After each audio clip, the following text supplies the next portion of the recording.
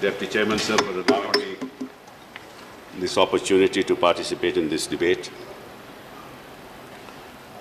Sir, I have been listening with rapt attention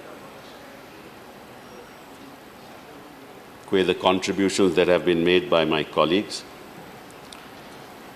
But sir, quite frankly, I am shaken and shattered by the images that I have seen personally over the social media and over Twitter.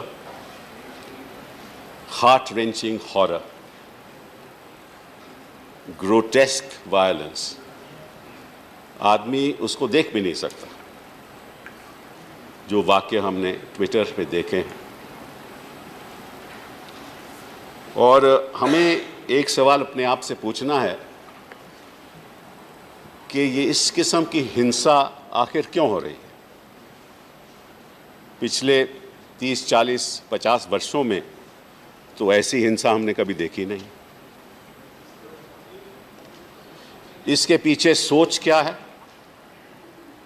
भावना क्या है? क्योंकि पिछले 7 वर्ष में जो ऐसे वाक़ये हुए हैं कि अपने ही लोग, हिंदुस्तान के ही लोग अपने ही भाइयों की हत्या करें। लगभग 97% हिंसा के वाक़ये 2014 के बाद हुए। आखिर क्यों? ये सवाल सदन के सभी सदस्यों से अपने आप से पूछना चाहिए। आखिर क्यों? ऐसा क्यों? 2014 के बाद क्यों? और मैं इस पे काफ़ी गौर कर रहा था और फिर मैंने सोचा कि मोदी जी के जो पुराने भाषण हैं, ज़रा वहाँ जाकर देखूं कि मोदी जी कहते क्या थे इसके बारे में। और मुझे याद है कि 2012 में जैन इंटरनेशनल ट्रेड ऑर्गेनाइजेशन को संबोधित करते हुए मोदी जी ने यह कहा था। उन्होंने कहा था कि गाय का मीट एक्सपोर्ट हो रहा है और हम बैठे हुए हैं। और उन्होंने कहा कि मैं ये नहीं समझ पा रहा कि लोग चुप क्यों हैं। I am unable to understand why you are silent, why you are taking this lying down. ये 2012 की वाक्य बता रहा हूं। और फिर महाराणा प्रताप की जन्म एनिवर्सरी पे उन्होंने एक और बात बोली। उन्होंने कहा कि जो महाराणा प्रताप जी थे, he dedicated his life to Gauraksha. He fought wars and sacrificed young men to protect the cow. और गौ मांस के द्वारा पैसे बनाए जा रहे हैं। और ऐसे क्षण में मैं महाराणा प्रताप को याद करता हूं। ये 2012 की बात है। और 2014 में किसने कब्रिस्तान और शमशान घाट की बात की थी? किसने बात की थी कि अगर बिजली दिवाली को भी मिलनी चाहिए जब रमजान के मिलती है? तो कहने का मतलब यह है कि जो बढ़ावा और भड़काया जा रहा है, किस भावना के साथ भड़काया जा रहा था? उसी का नतीजा है, उसी का ये आज नतीजा है। इस पे हमें गौर करना चाहिए।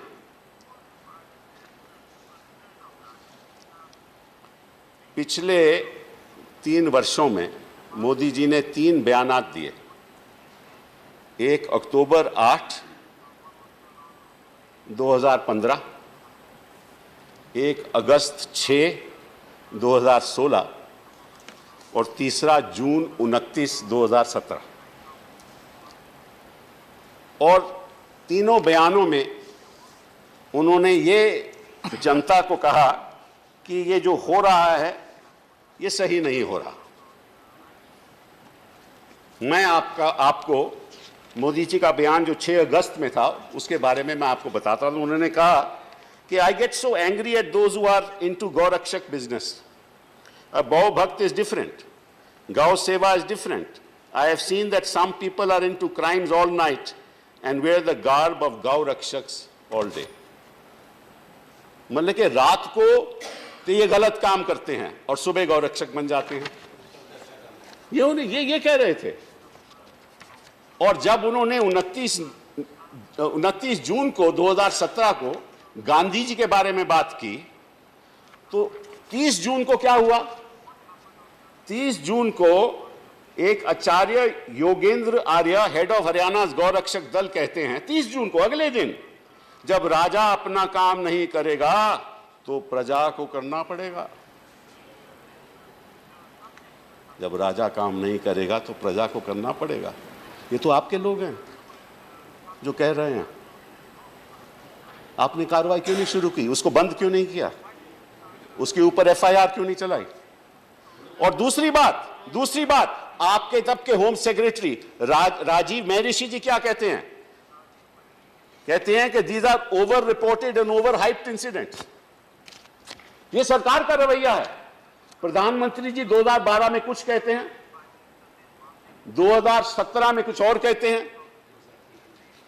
और यहां उनके खुद के लोग ये बयान देते हैं, और हम फिर इसका जो नतीजा है हम देख रहे हैं। और जो महात्मा गांधी की बात करेगा ना, तो महात्मा गांधी का पालन भी तो करना चाहिए। ये भी तो बताना चाहिए कि महात्मा गांधी जी ने गांव के बारे में क्या कहा था।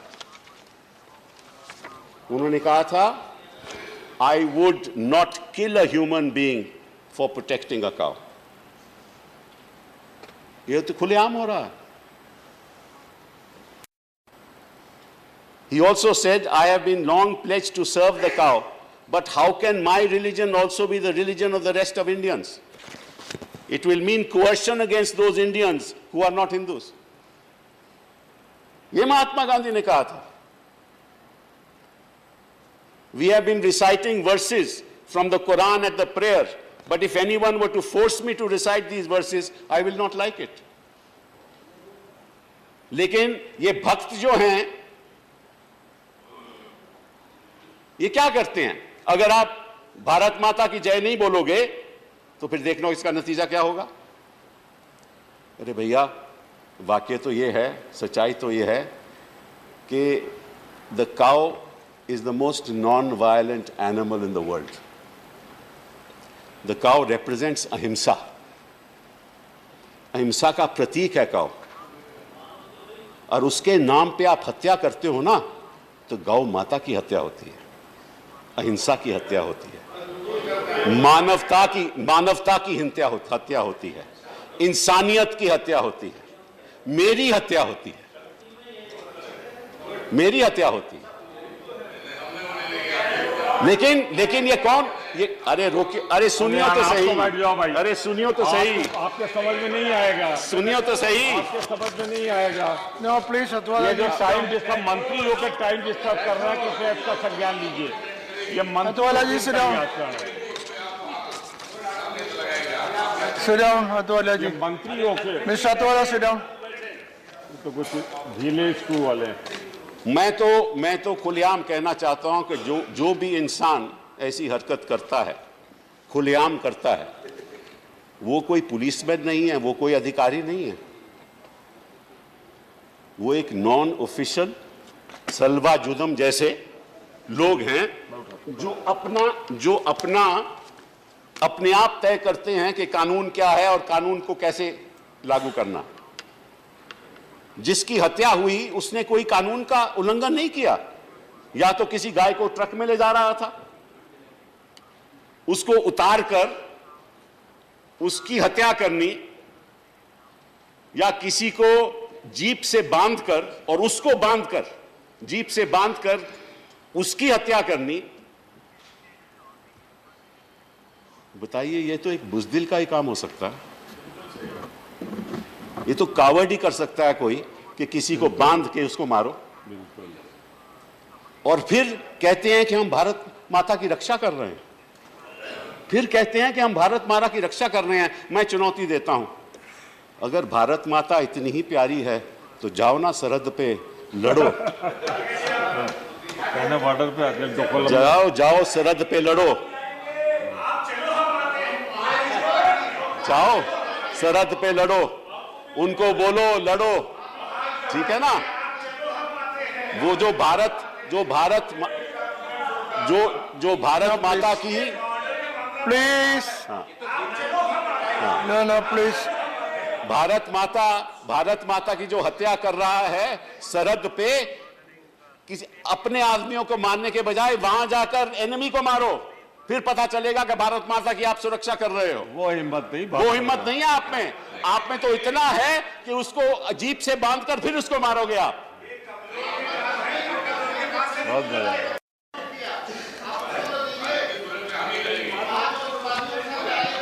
No, please, don't please create. There is shortage of time. Let us not waste time, please. आप कहते हैं कि आपका इससे कोई लेना देना नहीं, आप कहते हैं कि ये तो विजिलेंटेज हैं, इसका बीजेपी से क्या लेना देना। लेकिन मैं आपको वीएचपी का बयान बताता हूं। वीएचपी ने अनाउंस किया है कि गौ रक्षक के मामले में हम एक धर्म योद्धा, होली वॉरियर्स को रिक्रूट करेंगे। वीएचपी का बयान है, और आप कहते हैं कि आपको कुछ लेना देना नहीं है। ये तो आप ही के लोग हैं। और साथ में ये भी कहते हैं कि वी विल इक्विप गौ रक्षक्स। तो किससे कैसे इक्विप करोगे? और प्रधानमंत्री जी कैसे कहते हैं कि रात को ये कुछ और है और दिन में कुछ और है? उनका बयान रात को कुछ और है और दिन में कुछ और है, ये तो हम मान सकते हैं। लेकिन ये कैसे कह सकते हैं कि रात को कुछ और करते हैं और दिन में और करते हैं? इनको मालूम है कि ये आप ही के वीएचपी के लोग ये काम करते हैं। धर्म योद्धा, और अलीगढ़ में सारी डिस्ट्रिक्ट्स में इन्होंने तय किया है कि हम धर्म योद्धा खड़े करेंगे, आर्मी खड़े करेंगे। और मैं आपको एक और बात बता दूं कि लगभग 2700 गौ रक्षक सेना आज 14 प्रदेशों में काम कर रही है। 2700। और ये कहते हैं ये सब रिलीजियस सोल्जर्स हैं, धर्म के सोल्जर्स हैं, और ये रिक्रूट कर किए जा रहे हैं वीएचपी के द्वारा। और इनमें कौन ट्रेनिंग दे रहा है, किसको ट्रेनिंग दे रहा है, कैसे ट्रेनिंग दी जा रही है? बजरंग दल। बजरंग दल के लोग ट्रेनिंग देते हैं, मीटिंग होती है। और ये मीटिंग जो मैं बात कर रहा हूं ना, ये 14 जुलाई और 17 जुलाई के बीच में हुई, अभी हुई। प्रधानमंत्री जी क्या कह रहे हैं? प्रधानमंत्री जी क्या कर रहे हैं? ये महात्मा गांधी के बारे में बयान देना, ये तो अपने आप में मैं समझता हूं डबल स्पीक है। कहना कुछ और करना कुछ, भावना कुछ और जमीन पे काम और दूसरी। ये तो जनता को बहकाने की बात है कि हम ये सब काम हमारे से लेना देना इसका कुछ नहीं है। इनफैक्ट एक यूनिवर्सिटी ऑफ कैलिफोर्निया के प्रोफेसर ने, एक Sanjay Subrahmanyam professor and Irving and Jean Stone endowed chair in the social sciences in the university of California and Los Angeles, told the Indian Express there is unusually implicit understanding between the lynch mobs and top leadership in democracies. This is how you are perceived in the rest of the world. Your own people, your Bajrang Dal, the VHP, these are the people who are actually doing this. And the Prime Minister very blithely says that no, these are anti-social elements. So I challenge the Prime Minister, why doesn't he publicly say that the VHP is anti-social? That the Bajrang Dal is anti-social? But he has no courage to say that, because that's the political support he gets from them for winning elections. There is no point in shying away from this. असलियत तो ये है कि आपकी हिंदुत्व की ideology ने हिंदुस्तान के लोगों में एक ऐसा भय पैदा कर दिया है कि लोग टेलीफोन पे बात नहीं करना चाहते। और ये लड़ाई, मैं आपको सच बात बताऊं, मैं समझता हूं कि जो ऐसी बात करता है जो ऐसे काम करता है वो असली हिंदू नहीं है, वो नकली हिंदू है। हिंदुत्व का अपमान करता है। इस वो हिंदुत्व का अपमान करता है, वो हिंदुइज्म का अपमान करता है, वो इंसानियत का अपमान करता है। और अगर लड़ाई होगी आगे तो यहां और वहां की होगी, असली हिंदू और नकली हिंदू के बीच में होगी। और नकली हिंदू वहां बैठे होंगे, सामने बैठे। ये लड़ाई होगी आने वाले वर्षों में, ये लड़ाई होगी।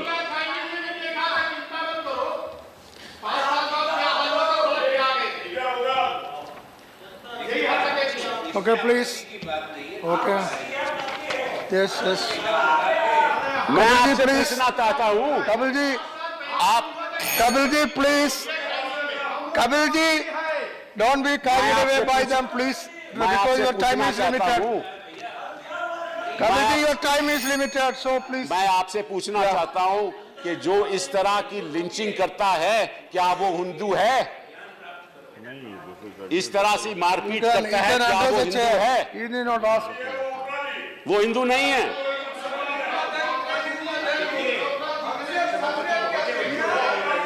बहुत senior He's asking them questions, so they will react. बैठिए बैठो, फर्जी Okay. बैठ जाओ। कपिल जी ऑलरेडी 16 मिनट्स हो गया। Sir, don't allow them time. Yeah. You don't ask them They are questions little, also. because You address the chair. आप लोग बैठिए। Now sit down. Kapil ji already 16 minutes.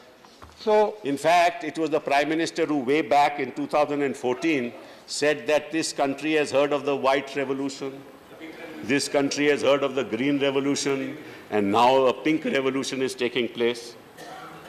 And therefore we must protect our cow. So it is nothing to do with those vigilantes, it is something to do with Narendra Modi. Nothing to do with vigilantes. It's the Prime Minister. It's the Prime Minister who is creating the kind of environment in which this is happening. And it is better, instead of the double speak, for the Prime Minister to come clean. How is it that when he made this statement in 2015, then in 2016, then in 2017, it has had no effect? In fact, मैं आपको समझ नहीं पा रहे होगे, बैठ जाओ। बैठिए। हमारे ऊपर से बैठिए।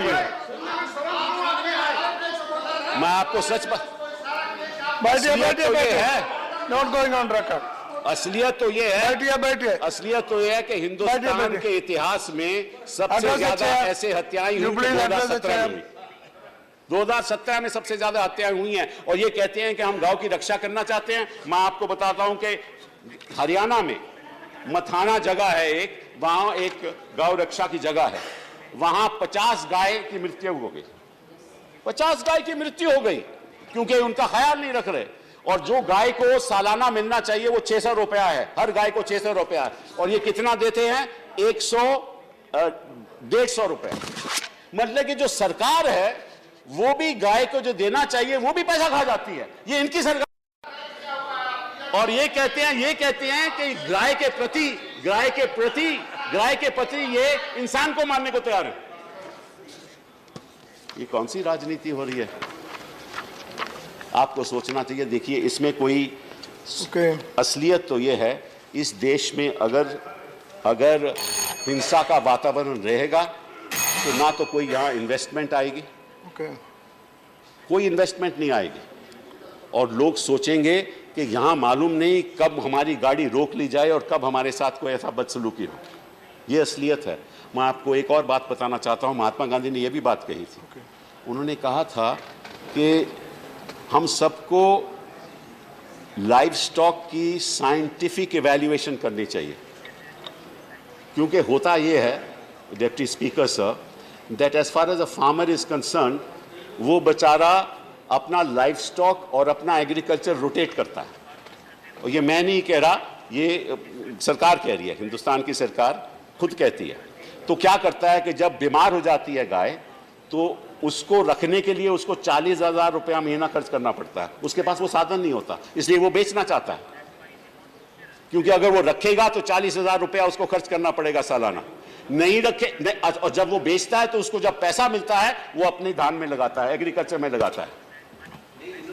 तो कहने का मतलब ये है कि ये तो बात ये भी नहीं सपने, अपने लोगों की हत्या कर रहे हैं। ये जो किसान है उसकी हत्या हो रही है, वो बेचारा बेच भी नहीं सकता और उसको रख भी नहीं सकता, और जब वो गौशाला बेचता है तो सरकार को जो 600 रुपया देना होता है वो भी नहीं देता।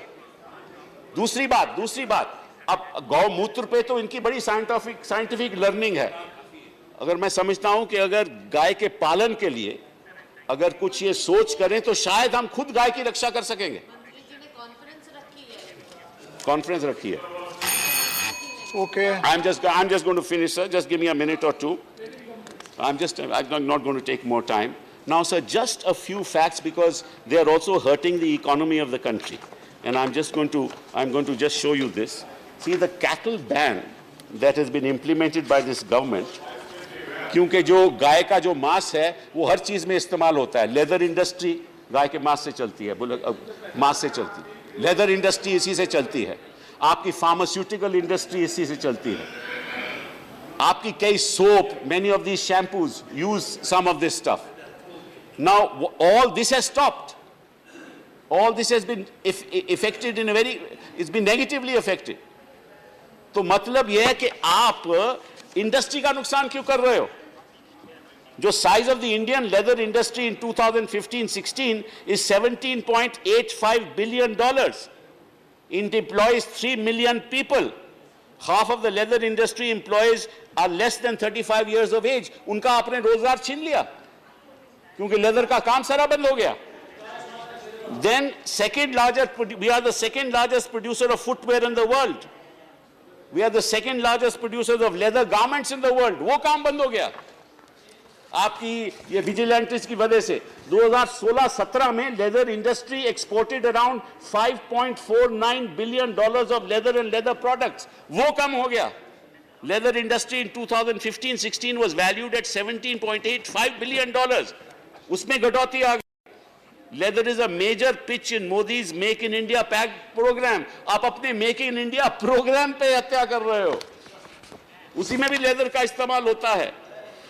Farmers who own livestock will lose out on two fronts: income from selling livestock as meat and increased cost burden due to maintenance of unproductive cattle. So आपने व्यापार का नुकसान किया, आपने आपकी वजह से और आपके बयानों से इंसानों की हत्या हुई, आप बेरोजगारी बढ़ा रहे हो, आप अपने मेक इन इंडिया के ऊपर हत्या कर रहे हो। आप सोच समझ के आप देखिए, आपने उस दिन नकवी जी साहब ने कहा कि इनके खिलाफ केस लग गए हैं, हमने FIR दर्ज कर दी, हमने कार्रवाई शुरू कर दी। मैं इनसे पूछना चाहता हूं, कुछ ही दिनों में बेल मिल जाएगी और इन्हीं की इन्वेस्टिगेटिंग एजेंसी केस वापस ले लेंगे, क्योंकि मैं तो भैया इनका देख रहा हूं ना, जो भी केस होता था उस पर ये यू टर्न करते हैं। तो नहीं, मुझे बताइए कन्विक्शन कितनी हुई है? ये तो 2015 से 14 से चल रहा है, कोई एक भी आदमी कन्विक्ट हुआ है? इसका जवाब दीजिए। FIR दर्ज करना तो कोई और बात है। और दूसरी बात sir, just the last thing, this is an unofficial army of hooligans associated with an ideology which will destroy the peace and tranquility of this country. No matter what happens, this house must rise together to ensure that that peace and tranquility will not be disturbed. And if the Nakli Hindu does not rise, the Asli Hindu will. Thank you very much. Thank you. Very good. Yes, Sri.